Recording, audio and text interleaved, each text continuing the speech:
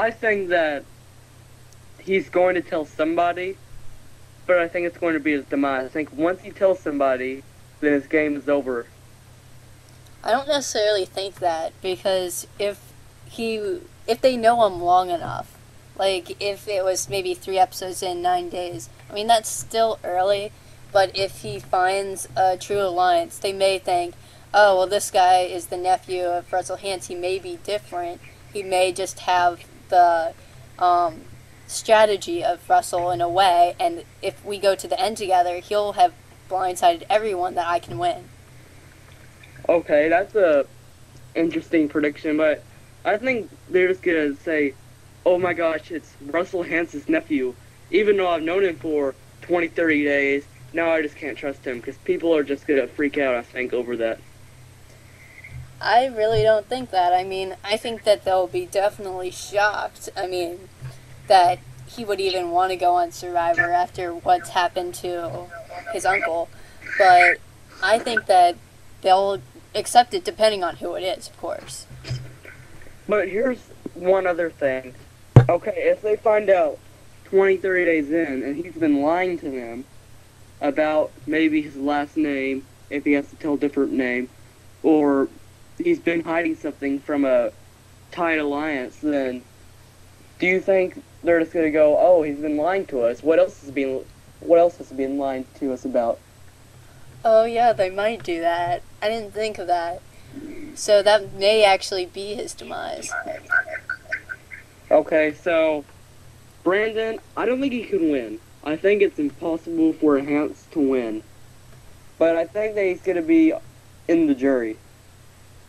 Yeah, I would think that too. Unless if he reveals the secret prior to the jury and he gets eliminated on Redemption Island. Yeah, I would hope that he would square off better on Redemption Island, because I figure Russell has taught him how to survive, and if he can survive well on Redemption Island, then he would be more prepared for the challenge. Whereas I think Semhar right now is probably, starving and everything, and won't be prepared. I think Semhar's going to die. Definitely. There's no way she can make fire by herself. And Ozzy did say, like, when she left the tribal council, that they should have taught her how to make a fire, so apparently she doesn't know how to make one. Number one thing that you need to know when you go on Survivor, make fire. But I'm sure she has enough friends to figure out that lantern she was carrying has fire in it, so... We are talking about Semhar here, so... Not the brightest one. Nope. Who will be eliminated next? Pick one person from each tribe who will be eliminated next. Christine from Upolu. And, maybe Cochran if he doesn't shape up. Okay, I agree with you partially on Cochran, but I think Dawn's going to have another breakdown. They're going to vote her out. And then I agree with you 100% with Christine, because she is completely out of the loop. First of all, at the very beginning, she threw Francesca and said that the 2 returning players were only temporary players. And Francesca said something along those lines in Redemption Island. She was the first person voted out. And then she went looking for the immunity idol, Christina, for Redemption Island. And so Christina was the 4th person voted out.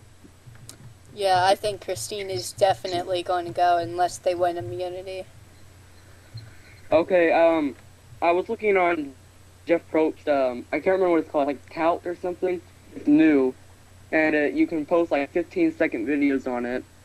And he was posting during the episode of Survivor. And I'm trying to think of what he said. Oh, he gave us a teaser for the next episode that somebody finds the hidden immunity idol, but we don't know who it is. Oh, wow. I didn't know that. So, late breaking news brought to you by TVRealm. So, I don't know, I think it is Christine who will find it, unless if, like, Brandon throws Russell and just starts to look for the immunity idol.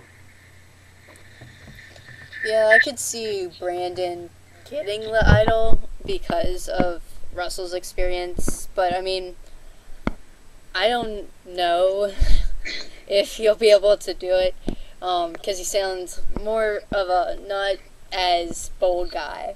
But Christine, she's already shown that she will go looking for the idol, so if she finds it, that will be her saving, I guess. So let's go ahead and move on to our next topic, which involves two reality TV shows. It's the upcoming season of The Amazing Race, their 19th installment. And it has to go back all the way to Survivor 3, 6, and 8. Because Ethan Zahn, winner of Survivor 3 Africa, and Jenna Maraska, winner of Survivor 6 Amazon, both return to play in Survivor 8 All-Stars, will be competing with each other on The Amazing Race 19. So, Sarah, what do you think of Ethan and Jenna, the dating couple for 7 years, being on The Amazing Race? I think that it's definitely a real twist for them, because I don't think they've had anyone from Survivor on there. That's pretty... Okay, Sarah has not watched The Amazing Race ever before. I think this is going to be your first season. Do you want to watch it this season? I probably will, but I probably won't watch it live. I'll probably just watch it on, like, TV.com or Hulu or something. Or CBS.com? Yeah. Well, Rob and Amber were on twice. So, they got second in the 7th season. And I believe they got, like, I think they were the 4th out on season 11. But this is the second Survivor couple that has been on The Amazing Race. And how do you think they'll fare? I think they'll do pretty good because they have the Survivor experience. But if Rob and Amber didn't make it all the way, then I'm not sure. But I think that it definitely gives them a heads up. In season 7, when Rob and Amber were on, they basically dominated the race, except for the final leg or part, the episode. And that's when they kind of fell apart there, and they got second. But they probably won, I want to say 4 or 5 out of 12 legs. Oh, wow. Then Ethan and Jenna will definitely be able to make it far. Okay, so I said they were dating for probably about 7 years whenever the Amazon reunion show was. That's where they met, and I think they started dating soon after. So about 7 years, I believe. I can't remember when it premiered. 2003, I think. Yeah, somewhere around there. So 7 years they've been dating. So will Ethan Zahn propose to Jenna on The Amazing Race? I think yes. What makes... I agree with you, because they've been dating for 7 years. That's a long time.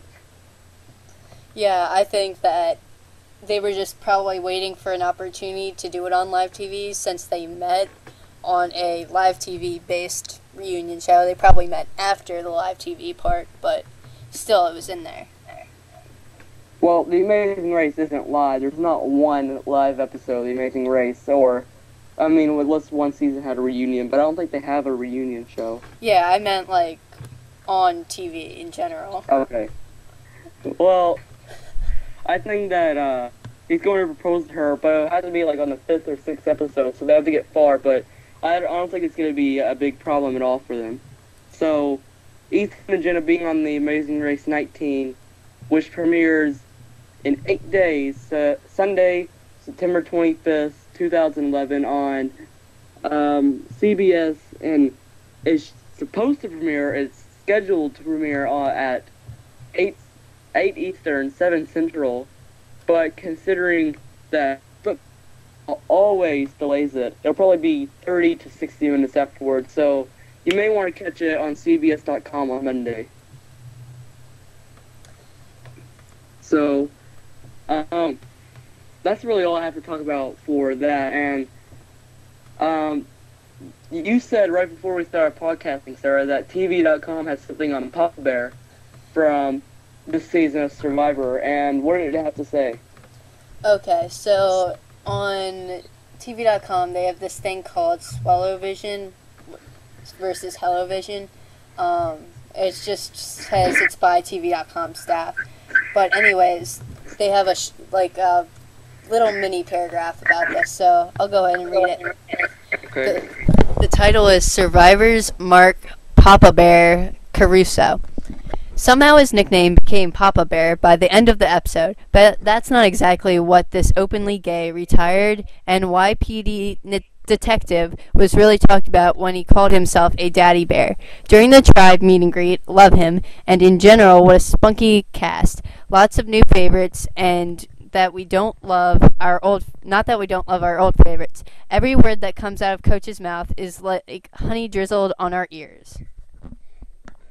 So, that end was kind of random about Coach. Yeah, I think they were just going for anything Survivor at that point. Okay, so, not too big about Papa Bear. What did you think of Papa Bear? I think he's the, lovable med evac. I think he's going to be medically evacuated. Really? He looks like a Survivor, I can't think of, like, somebody who goes on Survivor and goes to, like, episode 3 or 4 and they suffer an injury. But he kind of looks, well, going back to Nicaragua, which we've gone many times, he could be like Dan, who went, I think, post-merge in, like, Final 5 or something. Yeah. But Dan was, like, he was worse than Cochran when it came to the challenges. But he still went far because he was under the radar and just flew by. And I think that Papa Bear can go that far. Okay, but I think looking back at some past Survivor medevacs, I think he looks like somebody who would from his photo shoot. He definitely looks like somebody who's just gonna push too hard in a challenge, and his blood pressure is gonna go too low.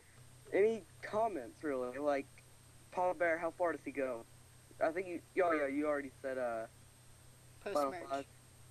Yeah, at least post-merge. Okay, I think his personality will get him post-merge, but I think his body won't let him go there. So, that's basically the main topics we have to cover. But, Sarah, what are today's TV.com's top 5 television shows? Okay, so this is as of today, which is September 17th, 2011. At number 5 is Grey's Anatomy. At number 4, Bones. At number 3, NCIS. At number 2, True Blood. And at number 1, Vampire Diaries. Okay, so out of those 5 shows, I watch none. Yeah, I don't watch weekly any of those shows. Okay, so that's just the TV top 5. That's something we're going to do every podcast. Another thing we're going to do every podcast is our TV recommendations. And Sarah, what is your TV recommendation?